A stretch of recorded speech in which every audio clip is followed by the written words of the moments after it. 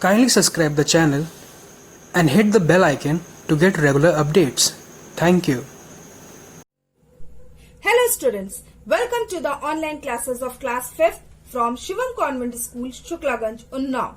Students, today I am going to start the second chapter of social studies, that is matchless inventions that changed our lives.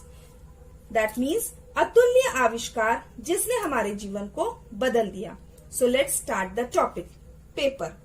Did you know that in ancient times people wrote on wood, stone, ceramics, cloth, bark, metal, silk, bamboo and tree leaves? क्या आप जानते हैं कि प्राचीन काल में लोग लकड़ी, पत्थर, मिट्टी के पात्र, कपड़े, छाल, धातु, रेशम, बांस और पेड़ की पत्तियों पर लिखते थे? The first people to invent paper were the Chinese. कागज का आविष्कार करने वाले पहले लोग चीनी थे. In AD 105, a Chinese court official by the name of Cylon invented paper. 105 ईस्वी पूर्व में चीनी अदालत के अधिकारी साइलोन के नाम से कागज का आविष्कार हुआ. The materials that used to make paper were mulberry tree bark, hemp, linen rags and fish nets mashed into a pulp. जो सामग्री या सामान वह कागज बनाने के लिए इस्तेमाल करते थे वे शहतूत के पेड़ की छाल, गांजा, लीनन के टुकड़े और मछली पकड़ने के जाल थे. इसे मैश करके इसका गूदा बना लिया जाता था. He took the pulp, pressed out the liquid and hanged it to dry. उसने लुगदी को निचोड़कर लटकाकर सुखाया. He presented the first paper to Emperor Han Ho Tai. उन्होंने सम्राट हान हो चाय को पहला पेपर प्रस्तुत किया. As the time passed, a variety of paper emerged. जैसे जैसे समय बीतता गया कागज की एक किस्म उभरती गई. Some such varieties were hum paper, hide paper, bamboo paper and swan paper. इस तरह की कुछ किस्में हैम पेपर, हिट पेपर, बैम्बू पेपर और जुआन पेपर थीं. These were used in Chinese paintings and calligraphy. ये चीनी चित्रों और सुलेख में उपयोग किए गए थे. Around AD 610, Buddhist monks gradually spread the art of paper making to Japan. 610 ईस्वी पूर्व के आसपास बौद्ध भिक्षुओं ने धीरे धीरे जापान में कागज बनाने की कला को फैलाया. Paper making became an essential part of the Japanese culture. कागज बनाना जापानी संस्कृति का एक अनिवार्य हिस्सा बन गया. People used it for making writing materials, fans, garments, dolls and even houses. लोग लेखन सामग्री, पंखे, वस्त्र, गुड़िया और यहाँ तक कि घर बनाने के लिए इसका उपयोग करते हैं. In AD 751, the Chinese and the Arabs had wars. सन 751 ईस्वी में चीनी और अरबों के बीच में युद्ध हुए.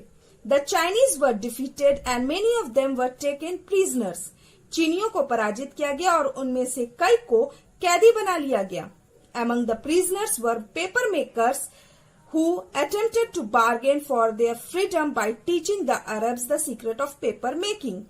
कैदियों में पेपर निर्माता थे जिन्होंने अरब के लोगों को पेपर मेकिंग के रहस्यों को सिखाने के बदले अपनी स्वतंत्रता के लिए मोल भाव करने का प्रयास किया.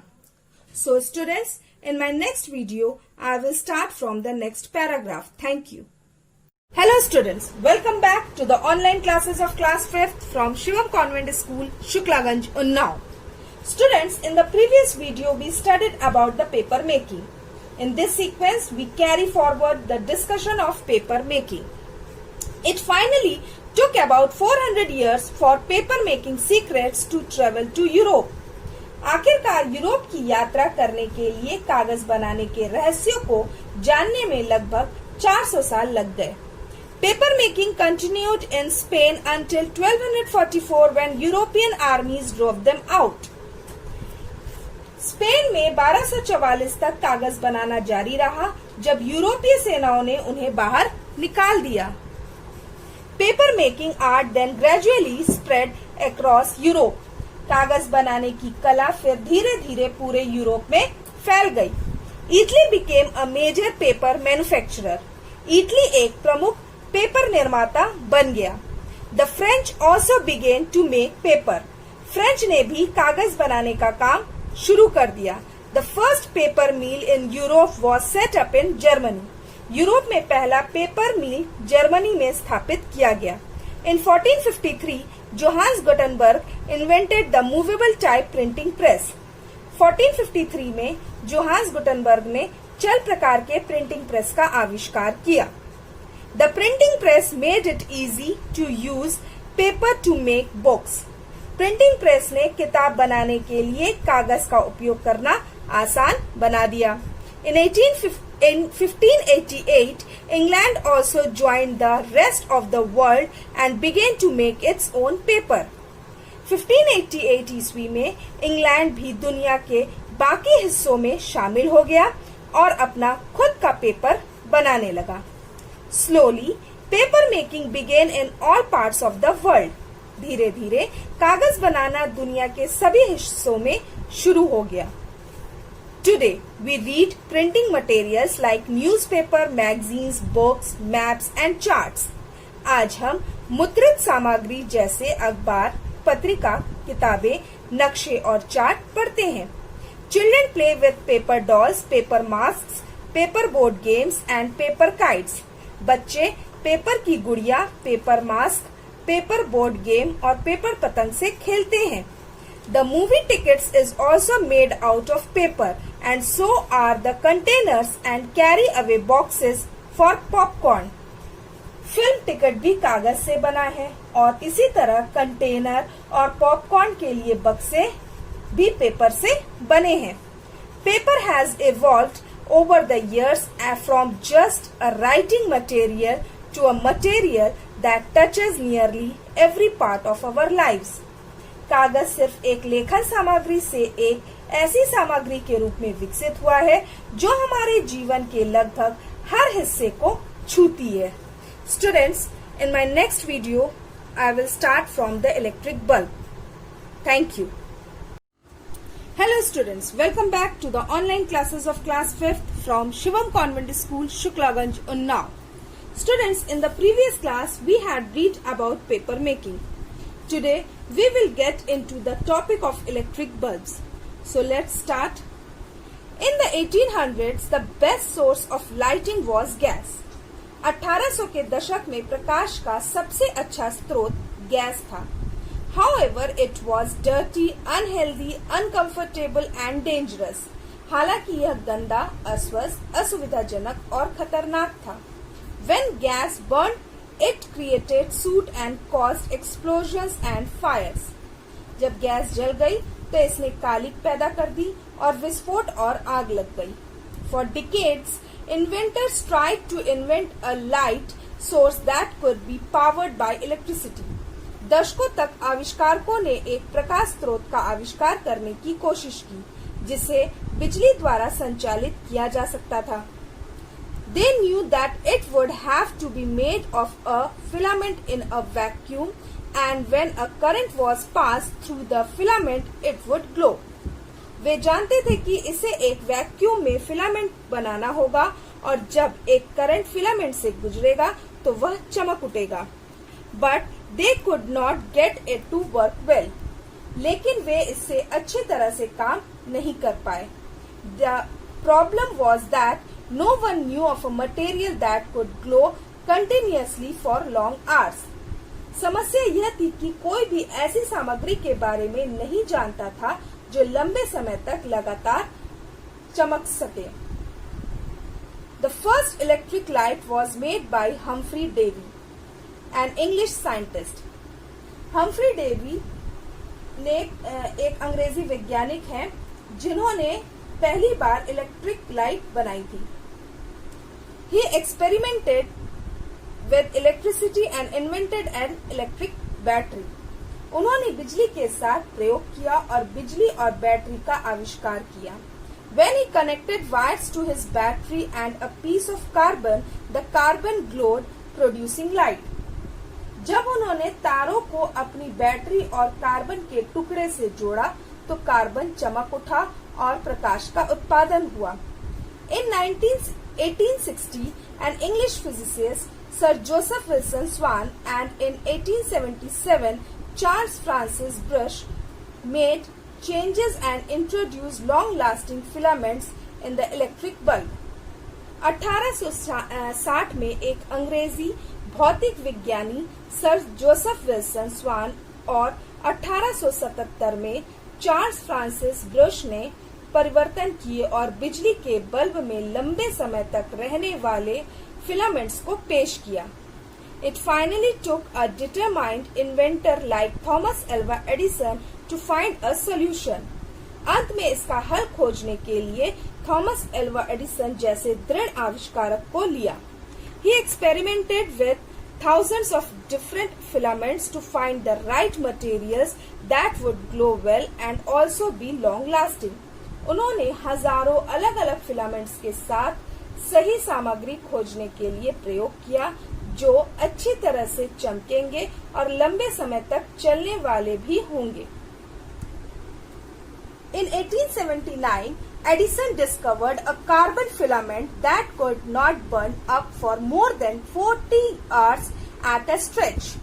1879 में एडिसन ने एक कार्बन फिलामेंट की खोज की जो खिंचाव पर 40 घंटे से अधिक नहीं जल सकता था. He grew excited and many experiments followed. इससे वह उत्साहित हो गए और कई प्रयोग किए गए. He eventually produced a bulb that could glow for over 15 hours. उन्होंने अंततः एक बल्ब का उत्पादन किया जो 15 घंटे से अधिक समय तक चमक सकता था. Today, we cannot do without the electric bulb. आज हम बिजली के बल्ब के बिना कुछ भी नहीं कर सकते. We use it in our rooms, in buildings, on the streets, inside our refrigerators, on vehicles and in fact everywhere. हम इसका उपयोग अपने कमरों में, इमारतों में, अपनी सड़कों पर, अपने रेफ्रिजरेटर के अंदर या वाहनों पर और वास्तव में हर जगह करते हैं. So students, in my next class I will explain you about television. Thank you. Hello students, welcome back to the online classes of class 5th from Shivam Convent School, Shuklaganj, Unnao. Students, in the previous class, we had read about the electric bulb. Today, we will get into the topic of television. So let's start. John Logie Baird, a Scottish inventor, made the first television in his laboratory in October 1925. John Logie Baird जो कि एक Scottish आविष्कारक थे, उन्होंने अक्टूबर 1925 में अपनी प्रयोगशाला में पहला टेलीविजन बनाया. Baird was always fascinated by mechanics, Motors and electricity. Baird हमेशा मशीनों, मोटरों और बिजली से मोहित थे. Once he read the word television that means to see from a distance in magazine. एक बार उन्होंने टेलीविजन शब्द एक मैगजीन में, एक पत्रिका में पढ़ा जिसका मतलब था दूर से देखना. This made him curious about the idea of a machine that could transmit images of events as they occurred across the world. इसने उन्हें एक मशीन के विचार के बारे में उत्सुक बना दिया जो दुनिया भर में होने वाली घटनाओं की छवियों को प्रसारित कर सकती थी.